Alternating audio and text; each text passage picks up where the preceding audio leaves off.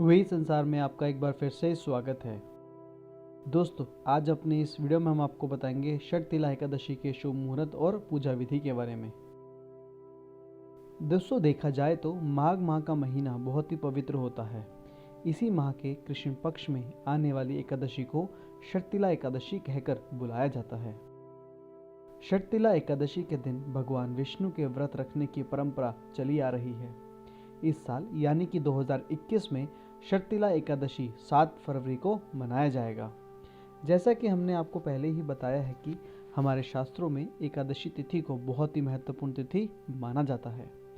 षटतिला एकादशी का दिन भगवान विष्णु को समर्पित होता है और इसलिए इस दिन जगत के पालनहार भगवान विष्णु का आशीर्वाद पाने के लिए लोग व्रत रखते हैं और इस व्रत से जुड़े हर पालन को करते हैं। तो चलिए बात करते हैं षटतिला एकादशी के शुभ मुहूर्त की।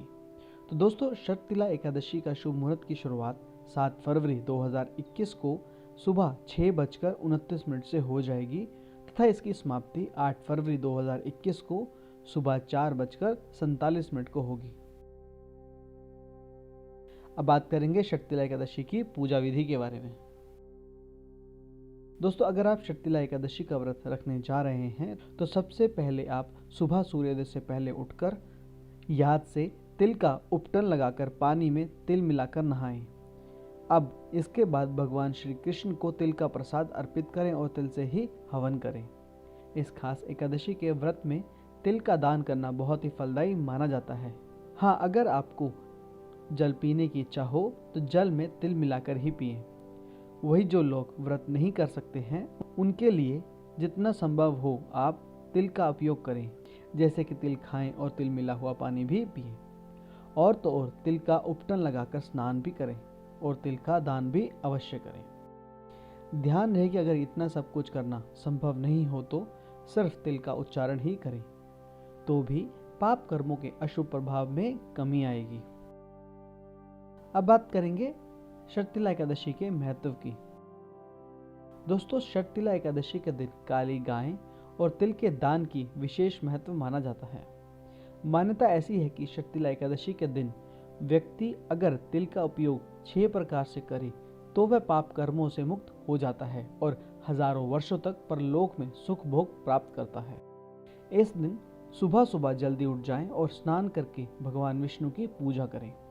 ध्यान रहे कि भगवान विष्णु को तिल और उड़द मिश्रित खिचड़ी का भोग लगाना ना भूलें। और दोस्तों, क्या आप जानते हैं कि पृथ्वी पर कर्म से ही हमारे पाप और पुण्य का लेखा जोखा दोनों ही तैयार किया जाता है। भगवान श्री कृष्ण ने कहा है कि संसार में कोई भी जीव एक पल भी कर्म किए बिना नहीं रह सकता। इसलिए जाने अनजाने कभी ना कभी हम सभी पाप कर्म कर बैठते हैं और पाप कर्मों से मुक्ति पाने के लिए कर्म करना अनिवार्य है। दूसरी ओर हमारे शास्त्रों में भी कई ऐसे यानी कि कर्म के बारे में बताया जाता है जिनसे आपके पाप कर्मों के प्रभाव से मुक्ति मिल सकती है। ऐसे ही एक कर्म है माघ मास की कृष्ण पक्ष की एकादशी के व्रत का, और इस एकादशी को षटतिला एकादशी के नाम से भी जाना जाता है। बताते चले कि आपके नाम के अनुसार इस एकादशी में 6 प्रकार के तिल का उपयोग करना श्रेष्ठ बताया गया है। तो सारे भक्तजन मिलकर कहें जय श्री हरि विष्णु। तो दोस्तों, हम उम्मीद करते हैं कि आप सभी इस व्रत को और भगवान विष्णु जी को सच्चे मन से पूजा कर प्रसन्न करेंगे और अपनी सारी मनोकामनाओं को पूर्ण करेंगे। तो दोस्तों, अगर आपको हमारा ये वीडियो पसंद आया तो आप इसे लाइक और कमेंट जरूर कीजिएगा।